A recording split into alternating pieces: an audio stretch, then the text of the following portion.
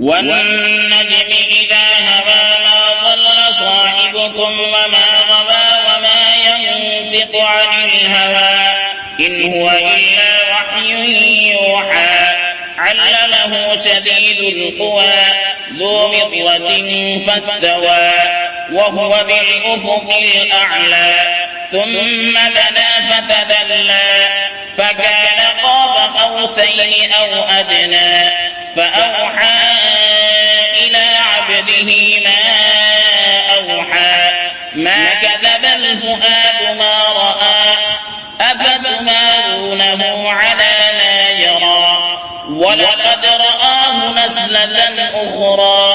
عند سدرة المنتهى عندها جنة المأوى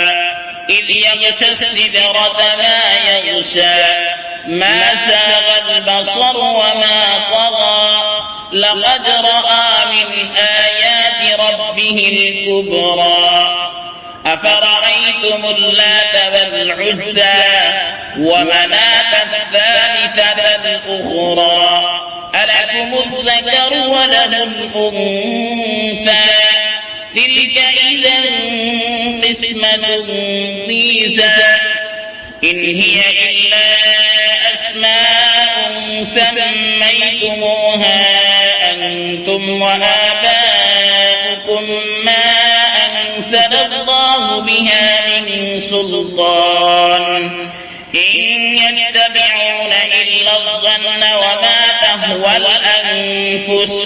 ولقد جاءهم من ربهم الهدى أم للإنسان ما تمنى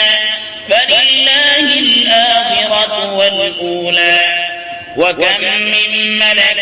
في السماوات لا تغني شفاعتهم شيئا إلا من بعد أن يأذن الله لمن يشاء ويرضى إن الذين لا يؤمنون بالآخرة ليسمون الملائكة تسمية الأنثى وما لهم به من علم إن يتبعون إلا الظن وإن الظن لا يغني من الحق شيئا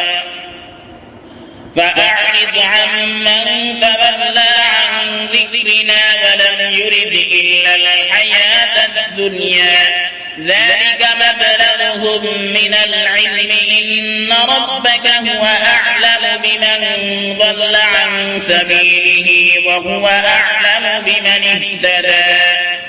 ولله ما في السماوات وما في الأرض ليجزي الذين أساءوا بما عملوا ويجزي الذين أحسنوا بالحسنى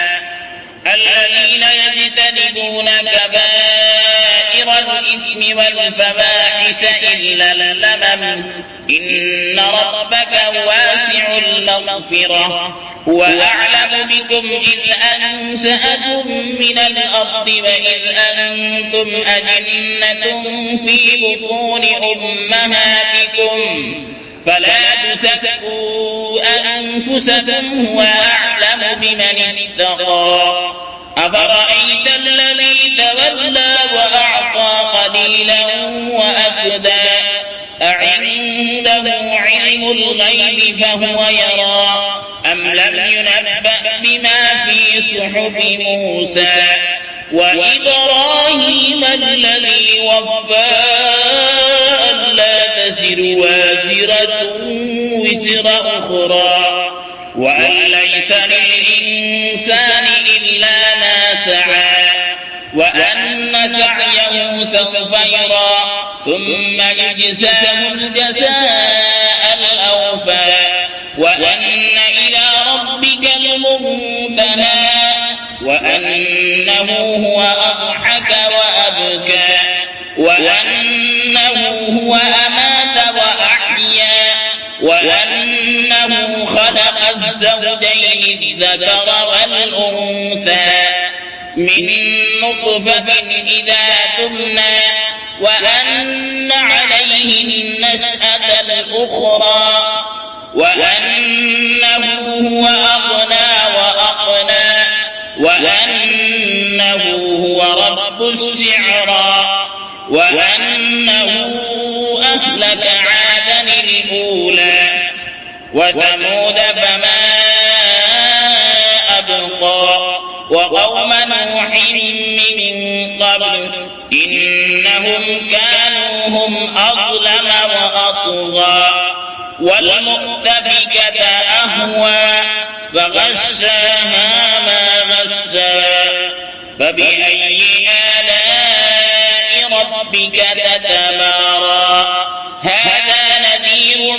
من النذر الأولى أزفت الآزفة